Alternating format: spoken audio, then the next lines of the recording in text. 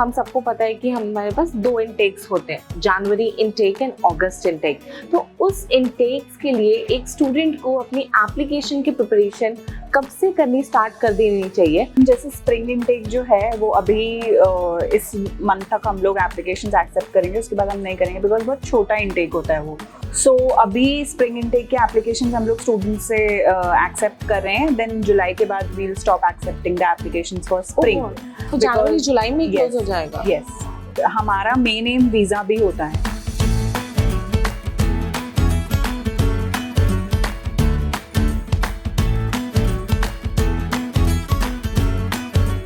So generally Radhika, ऐसा भी होता है कि जैसे मैं सितंबर या मान लो अक्टूबर में मैं सोच रही हूँ कि मैं एप्लीकेशन अपनी लॉन्च कर दूँ, तो मुझे मेरे डॉक्यूमेंटेशन तो फिर जल्दी स्टार्ट करने पड़ेंगे, क्योंकि एक ही मंथ में आई डोंट थिंक मेरा एसओपी भी बन जाएगा, एलओआर भी बन जाएगा, क्योंकि एक एसओपी लिखने के लिए मुझे बहुत मल्टीपल फैक्टर्स माइंड में रखने पड़ते हैं। इट्स लाइक कि मैं अपना पास्ट भी उसमें मेंशन कर रही हूँ, मैं प्रेजेंट भी मेंशन कर रही हूँ, और मेरे फ्यूचर गोल्स जो होंगे मैं उसे भी मेंशन कर रही हूँ। तो तीनों को आपस में रिलेट करना, इट टेक्स टाइम। मतलब आपकी लाइफ में बहुत सारी चीजें हुई हैं बचपन से अब तक, फिर finding out those specific ones to relate with the university, with your course, would take a lot of time. तो I think सिर्फ एक SOP के लिए ही मुझे कोई, हाँ बहुत ज़्यादा जिसकी इमेजिनेशन पावर अच्छी है वो 10 दिन में लिख लेगा, बट हाँ जैसे मुझे थोड़ा टाइम लग जाता है चीज़ें प्रोसेस करने में, तो आई थिंक मेरे को तो लग ही जाएंगे 20-25 दिन। सो जनरली मुझे ऐसा लगता है कि मोस्टली स्टूडेंट्स मेरे लेवल के होते हैं, तो हमें लग जाते हैं अराउंड वो चीज़ें ग्रास्प करने में।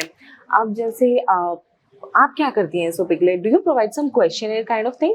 Yes, definitely.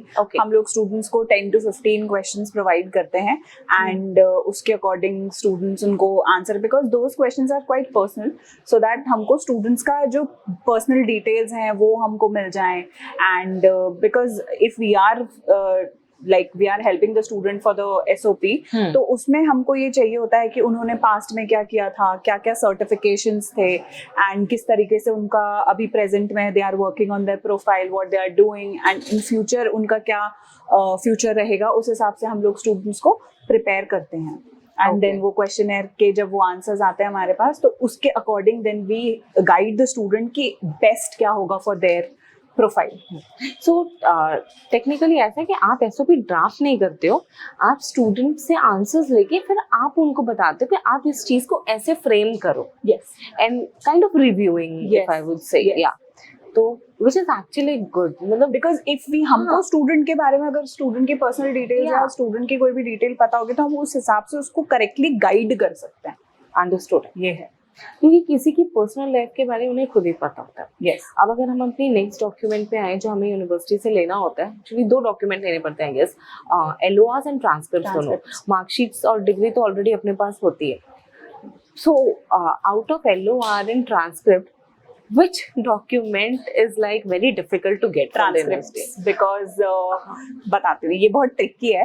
स्टूडेंट्स क्या करते हैं, उनको ऐसा लगता है कि यूनिवर्सिटी का जो कंसोलिडेटेड मार्कशीट है that is their transcript. Oh God. That is very different. Consolidated marksheet बिल्कुल अलग होती है, ट्रांसक्रिप्ट होता है इन अमेरिकन लैंग्वेज उनकी पूरी परसेंटेज होना, एंड उनकी लैंग्वेज में उनके हर semester wise subject wise scores होना, वो ट्रांसक्रिप्ट होता है basically. So when the student applies for transcript, तो यूनिवर्सिटी जो होती है they take around 15 to 20 days to give them that document. Yes, and definitely that is very difficult for few students, and I guess a lot of money as well. Yes, university जैसे they take around 10 to 15,000 from the student. Today my student gave around 25,000 to the university to get LOR and this transcript वाला document. 25,000? Is it for real? Yes. सो ये थोड़ा सा problem students face करते हैं। Then transcript मिलने के बाद भी टाइम लगता ही है जो भी है, तो 15 days हम मिनिमम मान के चलते हैं। It takes around 20 days also, and कुछ यूनिवर्सिटीज ट्रांसक्रिप्ट देती भी नहीं है। वो यूनिवर्सिटीज बोलती है we'll directly send it to your जो भी यूनिवर्सिटी में अप्लाई कर रहे हैं। So instead of that what we do, हम स्टूडेंट से बोलते हैं कि आप अपनी यूनिवर्सिटी से लेटर ले आइए that they will not provide this document, but वो लेटर लाने के लिए भी they take time.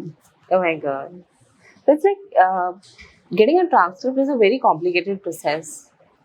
यस, बहुत टाइम लगता है उसमें. एंड LORs में भी जैसे लेक्चरर्स के, अब जैसे स्टूडेंट पास आउट हो जाते हैं, कुछ भी we deal with working professionals also, तो उनको 2-3 साल हो जाते हैं अपनी यूनिवर्सिटी से पास आउट हुए. सो बहुत सारे लेक्चरर्स होते हैं एंड प्रोफेसर्स होते हैं जो चले जाते हैं यूनिवर्सिटी छोड़ के या रिटायर हो जाते हैं.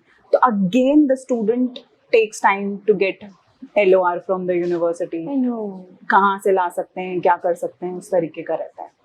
तो इस जगह एक्चुअली जो मैंने मेरी पास्ट हिस्ट्री में काम किया है, and I have come through a lot of instances like this. So what we used to do that time is, अब I had a few students जिनके 8-9 साल का एक्सपीरियंस था, और तब उनके वो टीचर सीनियर सिटीजन थे, तो वो रिटायर ऑलरेडी हो चुके थे. राइट. तो यार कहाँ उनको ढूंढो, बहुत मुश्किल होता है. एंड फैकल्टी पूरी न्यू है, अब उनसे टेक्निकली आप LOR तो ले नहीं सकते because you don't know them and they haven't taught you. So I know somehow I got this click and I advise the student कि आप देखें, अगर आपको वो रिटायर्ड टीचर कहीं मिल जाते हैं, आप उन्हीं से विदाउट लेटर हेड वो LOR लिखवा लो, और उनके साथ बस आप एक ऐसा प्रूफ ले लो कि that this professor was working in this university from this year to this year, जिसमें आपकी जो क्वालिफिकेशन का ईयर है आ रहा है. मतलब टेक्निकली देखा जाए तो आपको उस प्रोफेसर से भी LOR मिल गया जिसने आपको एक्चुअली पढ़ाया था, और उसके साथ साथ ये चीज़ भी प्रूफ हो गई कि वो वहाँ के एम्प्लॉय थे. राइट. या and I was very dicey actually कि मैंने स्टूडेंट को अभी सजेस्ट तो कर दिया है, and I don't know if US university is going to accept it और नॉट. एंजाइटी तो रहती है. बिल्कुल बिल्कुल. या so I took a risk and I was like you just send it. आप बोल दो आपके प्रोफेसर को to send it. Now US में the student can not directly send the LOR. No, the professor has to, और the manager whosoever is giving you has to send the LORs. सो मैंने professor को request किया, he was very senior, कि sir आप please कर दें, जो भी मेल पे आपको रिवर्ट आएगा हमें बताइएगा. So and he did it. I waited for 1 day, 2 day, 3 day. 3 दिन के बाद, 3 बिजनेस डेज के बाद मैंने उनका एप्लीकेशन लॉगिन करा टू चेक द स्टेटस कि कौन कौन सी डॉक्यूमेंट रिक्वायर्ड, मतलब रिक्वायरमेंट कोई बच्ची है, कंप्लीट हो गए. एंड लकीली वो जो LOR वाला सेक्शन था ना, वो क्लिक था, मतलब पूरा ऐसे ग्रीन टिक था वहाँ. So he did verified. God, nice. मतलब काफी. अब देखो यार, रिटायर हो जाते, कहाँ से ढूंढ के लाओगे? It's very difficult. ऐसी सिचुएशंस आती हैं स्टूडेंट्स के साथ, इट डज, डेली आती हैं, एंड उसको मतलब अगर हम लोग डील करते हैं तो डेफिनेटली टाइम टेकिंग होती हैं. तो ये मतलब स्टूडेंट्स को ये चीज समझनी चाहिए that they should start their process 1 year before, because ये सारे जो हिकअप्स होते हैं ये बहुत ज्यादा फेस करते हैं बच्चे.